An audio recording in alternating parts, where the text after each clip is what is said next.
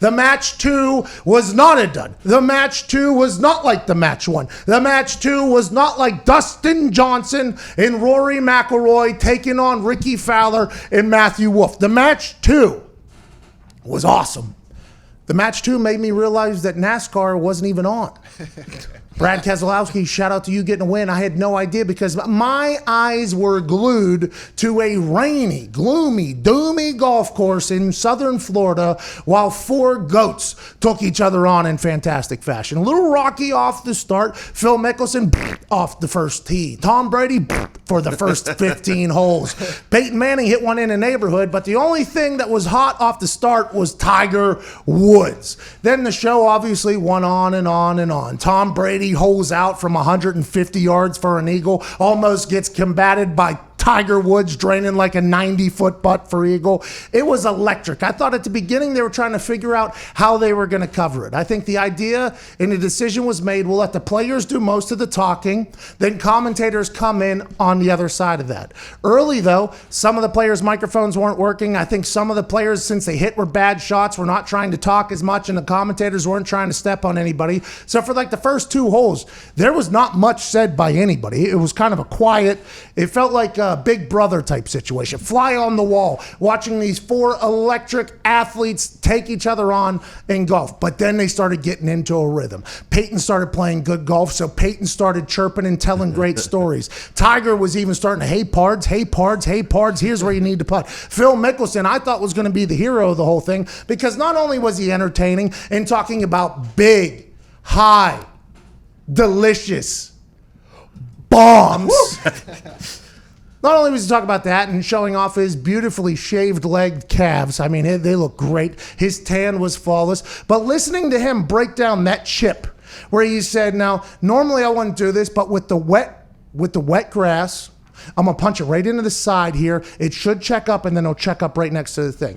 And I was like, well, damn, I used to watch the Golf Fix, okay? I used to watch the Golf Fix, 2 a.m. Guy would put a pool noodle in his arm. Then he would hit it into a net, and then a simulator would be like, they wouldn't show you the full shot, and he was like, just like I said, right? So you never really get a chance to see the whole thing. Yes, I honestly thought yesterday that Phil Mickelson taught me how to golf. The way he was breaking things down, Charles Barkley got a great shot. He's like, oh, he had that one friend at 2 in the morning or whatever. I loved Phil Mickelson whenever he was doing that. I enjoyed the entire thing. At one point, Peyton told Tiger Woods to go pull the stick. I hope to one time in my life get a chance to say to Tiger Woods, hey, why don't you go pull that stick for me? Because Tiger was doing that to Peyton, by the way, a couple different times. Listening to Tiger talk about why he was doing what and Phil do the same damn thing was amazing. And then, obviously, Tom Brady did not have his best golf outing. And Tom looked exactly like a guy who that was probably his 2nd or 3rd round of golf. They talked to him before the whole thing started. And he said he played 18 in the morning. And then he was putting up some more shots. And he said Phil and Tiger both hit like 3 shots. I've hit 3,000 shots. I don't think he was lying. I think he was trying to find his golf game within the last 48 hours, and he didn't, but he found it enough to put the most electrifying shot that happened the entire day, the hole out from 150. He putted one in for eagle, which got him back in the game, and I thought there towards the end, Tom Brady was going to be Tom Brady. Like, I thought whenever, you know, all these stories about Tom Brady that we've all heard and seen. He's been to 9 Super Bowls, won 6 of them. All these 28-3 game where he even took a shot at the Falcons yesterday. He said, it's not really Atlanta, it's the Eagles one that kind of gets me. He's not over the Eagles one just yet, which is why Peyton kind of fanned the flame a little bit. But I thought towards the end there, if he was golfing like I do, every once in a while, now he was incredibly sober, but for me, once I have like maybe my 10th or 11th beer and I'm on hole 12 or 13 and I chip in maybe or hit one in from 150, not that I've ever done what he did, but if I ever chip one in, Big Mo gets on my side. Big momentum starts getting on my side, and I step up to that next tee box with the most confidence you could possibly have. Then you see Tom step up there, he's got his damn 3-wood. I'm like, hey, Tom, get the driver out. Okay, your fairway wood ain't worth a damn anyways. I think if Tom hits his driver after chipping in there, and he really, well, I think it was a par 3 the next one, but after that, he hits the driver, I think Tom Brady's all the way back in this thing, and we're potentially talking about a different outcome, but we're not. Right now, what we're talking about is Tiger Woods and Peyton Manning being undefeated as a golf tandem, which is what I said would happen, by the way, whenever this game was floated out to begin with. Peyton Manning and Tiger Woods, good friends. And you could tell, by the way, you could tell that they've golfed plenty of occasions. You could tell that they got along. There was a lot of chitter chatter happening. Hey, Pards, read here. What percent? 95, 105, whatever that means. They've golfed. They've hung out. They've had drinks together. Those two good friends. I'm not sure Phil and Tom have been best friends for a long time. I think they would be good friends, by the way. Maybe a friendship has blossomed through this whole thing. But I think the chemistry of Tiger and Peyton was a big deal yesterday. I think they should have made Peyton putt that out at the end, by the way. Hole 18, 2 win it, up 1. Tiger does an incredible putt there, almost seals that thing away. I think they should have made Peyton tap that in. I think Peyton was actually going over to tap it in, and they said no. He didn't know what to do. Like, this isn't really my world. They're all handshaking. All right, I'll scoop this thing up. I'm not scared of it. But I thought from beginning to end, it was like, 5 hours long or something like that. Then obviously Charles Barkley gets a double bogey. Couldn't do the bogey or better challenge there at the end.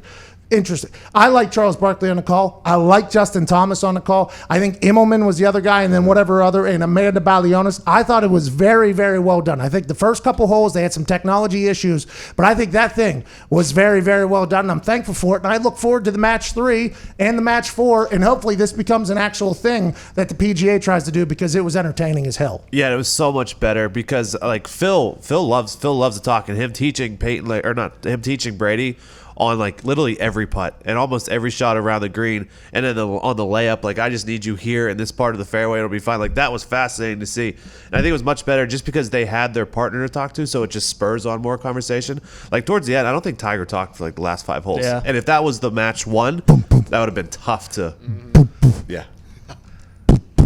Tiger probably wins the Masters, by the way. Hey, he was. I bet you every other PGA. Brooks Koepka lost $100,000 or whatever for Tom chipping in. Brooks was having a good time. Brooks was watching that going, son of a bitch. The big cat is back, isn't he? The big T-Dub is back. Golf, by the way. BK, JT, T-Dub, PM. Feels like golf is a big first letter of your name type nickname place.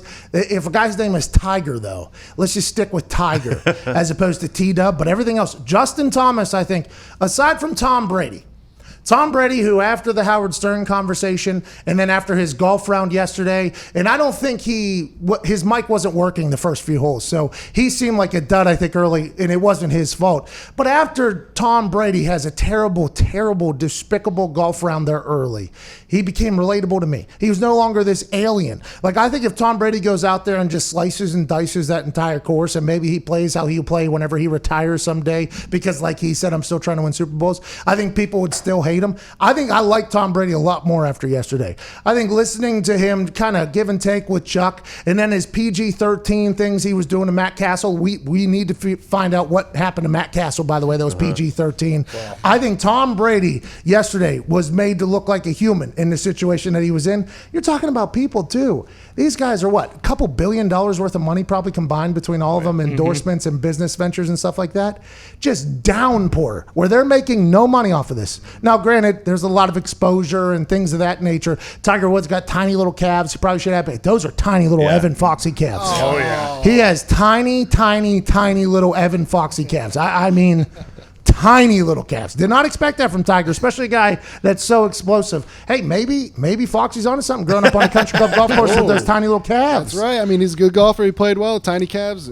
Who knows? But Tiger looked like a human yesterday. There was a couple laughing moments for him. There's a couple of this. There's a little of that. Then Tom looked like a human. The chip in with the thing. I mean, it was just like, I like Tom a lot more after yesterday. I like Tiger a lot more after yesterday. I like Phil a lot more after yesterday. Peyton. I like Justin Thomas a lot more than I did going into yesterday. And by the way, we were public enemy number 1 of Justin Thomas. We hate Justin Thomas here because Justin Thomas kicked somebody off the course who was heckling him. We're like, hey, Justin, I can't take the heat. Get the hell out of the kitchen, pal. Hey, that's what people are standing there. That's what they're there for. We hate him. We thought that was. By the way, now that we know Justin Thomas a little bit better, okay, and we like Justin Thomas, we're on Justin Thomas's side. That guy, whoever was talking, needs to get slapped in the mouth. You need to stop being so disrespectful. Could have just been had a bad day. Could have just been having a bad day. I think it's just, I thought yesterday the match 2 was a home run. Smashing success by Bleacher Report, Turner of the PGA Tour, in those 4. I can't believe they were able to. There was a couple Couple glitches. Obviously, Tom said at one point he was like, "All I hear is static." Is that what we're supposed to hear? Yeah. Like he even gave like that's. Which, by the way, if that was a Zito production, that thing gets handled very early. There would be static in everybody's ear, but at some point, Zito would have figured it out. Yeah. I think they did holes 4 or 5, maybe they really got. But there's rain, and then people don't know too. Those things that were on their back. Those things aren't the most powerful things. That's why you see those big-ass satellites and trucks, because those things, and now you're out on a golf course. I can't believe they held up. I'm amazed by the entire thing. I think it was incredibly well done. Seeing Tom Brady and Peyton Manning actually be human in a sport was the most relatable thing of all time. They kept saying, oh, the amateurs are nervous here or whatever. It's like